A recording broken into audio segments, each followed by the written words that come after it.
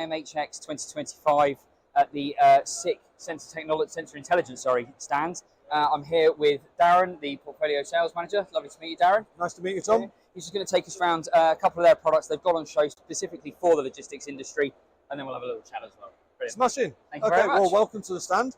If you'd like to follow me across here. So the first technology I'd like to introduce to you are our identification products for reading barcodes and identifying products through RFID tags. So SICK offer a very wide range of technologies for identification purposes. On the stand today, we're focusing on image-based technology for reading of one-dimensional and two-dimensional barcodes. And what we've got on the stand here are two very new products into the portfolio, which really move the game on. So the first one is this product here. It's called the Lector 850 Ultrascene, and by an ultrascene, it's called ultrascene because we detect a very, very big field of view, and that's illustrated by what we've got here on the carpet. So here on the carpet is the area in which we can actually scan a barcode using this single camera. In the past, in order to scan an area as large as this, multiple cameras would have been required to achieve such a big field of view. And that results in complexity from an installation perspective and additional costs. So by reducing it to only a single camera, we're able to really make life easy for our customers. Yes, and with this one particularly, given the size, you're still achieving a really high area of sort of high level of fidelity. Getting the accuracy, I suppose, because I suppose that's a risk to having one camera on a bigger area. Absolutely right. So so this is a very high resolution camera to get to be able to read barcodes, really small barcodes, even at big distances over a big field of view. And in real terms, that translates to being able to use the camera on very, very wide conveyors. Yep. Or if we turn the situation 90 degrees, to read the whole side of a pallet using a single camera. Now, when we're talking about the conveyor type application, it's not enough just to have a big field of view. What you also want is a big depth of field as well. Okay, yep. Because a big depth of field enables you to reliably scan codes on parcels which are very, very thin to parcels which are really, really tall, and that's what we're able to do with this camera technology here. Perfect. So you say it's fairly new. How long has it been out? And so the official release of this camera was the 8th of August. Wow. So it really is so it really, brand new. It really is new. So this is definitely the first trade show this has been shown at in the UK, and I'd be pretty confident to say probably in Europe as well. Yeah. So it's really exciting to be be a trailblazer here and actually show it for the first time. No, fantastic. That's really, really great to see.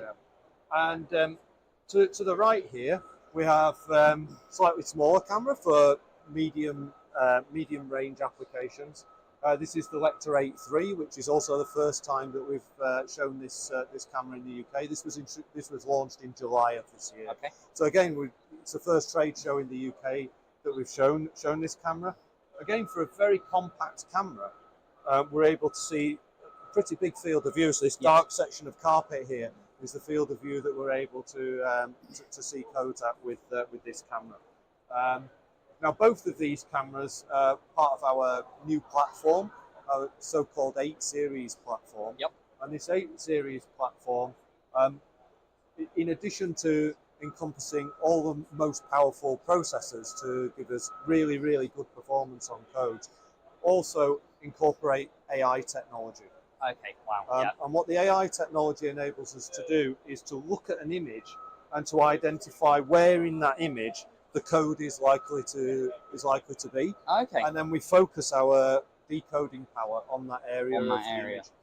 So it's not just looking at the whole bit, it's like, actually, I need to be here to do the bit that I'm after. Exactly. So the AI focuses the computing power into that area. That enables us to read codes up to 75% quicker than we were able to do with traditional algorithms previously. So in real terms, that translates to us being able to use these cameras on very, very fast running conveyors with very high levels of throughput. Yeah, so that was going to be my next question. Obviously here it's a nice static setup, but the logic there being actually things are just flying past all the time. Exactly. You can see it at a good level. And I suppose just thinking of the whole bit, you've got the camera, obviously the lighting side of it, and then sorry, my watch keeps appearing on the screen. But this is the sort of the offering, I suppose, to to a customer or something. Actually, this is the screen. These are the setups. This is how we would put the product together. Yeah, so in real terms, I mean, here we're using one of our test screens to visualize the code. But in real terms, we're sending this data to programmable logic controllers for further processing, or directly into a warehouse management system. So we have lots of data. It's a data-rich device, and we're able to send that data in various different ways to the control system. And we'll not only just read the code, we also give quality information about the code as well.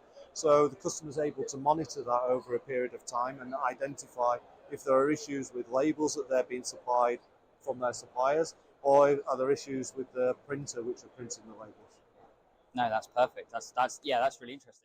That's a perfect segue into what we're looking at here. So what we're seeing here is our dimensioning, weighing and scanning system.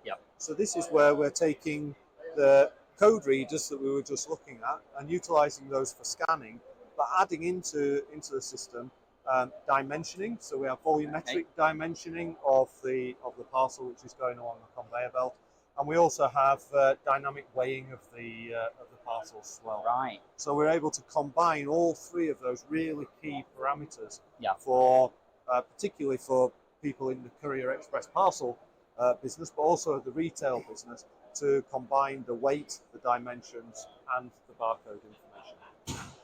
Wow, and so I mean, this is moving pretty quickly.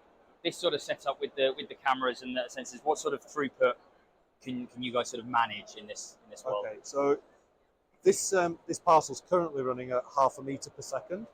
But in real terms, we're able to achieve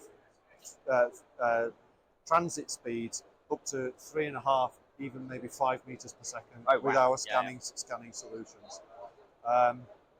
Now, this is just one example of the scanning solutions. What we tend to find is that different customers have different requirements, and we tailor the system to match the requirements of that customer.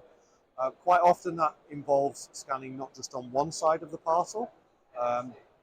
Sometimes we're scanning on 5 sides or even 6 sides of the parcel, which mean that we're able to detect, to scan codes which are underneath the parcel. And we do that with a different camera technology, which is actually mounted underneath the conveyor, which is scanning up through this gap in the conveyor here. Okay, so so obviously the parcel I can see here, is with the barcode on top, but actually the whole setup, it wouldn't necessarily matter how the parcel has been loaded onto the system. The whole thing will work it out and pick it up as it goes. That's correct, yes. The orientation could be any orientation, and that label could be anywhere. It could be underneath, it could be on the sides, and the system will detect that barcode. But it doesn't just stop there. We're not just scanning barcodes, we're not just weighing, we're not just doing the volume data. What we can also detect with our system is we can read hazardous material labels. Oh, okay. So, for example, if parcels have got lithium-ion batteries in there, then it's a requirement to label the parcel with a hazardous material label, and we're able to detect exactly what hazardous material is in the parcel due to the label, and then send signals to control systems to sort based on the hazardous materials. And I suppose on that point, because you mentioned, it being able to sort of see defects or realise that if it's a hazardous material box and there's perhaps a defect on the packaging as well, the system will then flag that up and say, this is a problem. So in terms of looking at the defects on the packaging, for sure, we can identify if the shape of a box, for example, if it's a box, is not a cuboid, so we're able to identify if there's damage there. But one of the other things that we do with this system is that we have variants of the system which are certified legal for trade. Okay. Meaning that that it's possible for our customers to bill the end customer based on the weights or the volumes of the object. Now, in order to do that reliably, if you're sending different types of parcel down the conveyor, it's important to be able to differentiate between a box and a bag. Yes. Because it's it's okay to invoice based on a box. Yep. Because a box has a fixed It's this form. size. We know what we're doing. There it is. Shake a bag, the Yep. form of the bag changes. So we can differentiate between a bag and a box, and identify whether the customer can bill based on those Based on what's dimensions. happening. No, that's fantastic. That's been really interesting. Really, really good to see. You know, it's good. Sorry, I'll go slightly off tactic, but it's great to see, you know, vision technology at a logistics show, seeing these things in operation, seeing you guys actually saying, you know, we're not just a camera manufacturer. This is what we can do. We can put the whole system together and give you an answer, and that's fantastic to see. So, yeah, no, brilliant. And putting the system together is one side of it. We also have a team who install and commission these systems. They also service them, and in some cases provide 24/7 support for systems as well, because we recognise that these are key systems for the reliable functioning of the logistics centre, and we're here to support our customers in ensuring they perform to the absolute maximum. No, perfect. No, that's been really interesting. So thank you for your time, Darren. Thank you. Pleasure meeting you.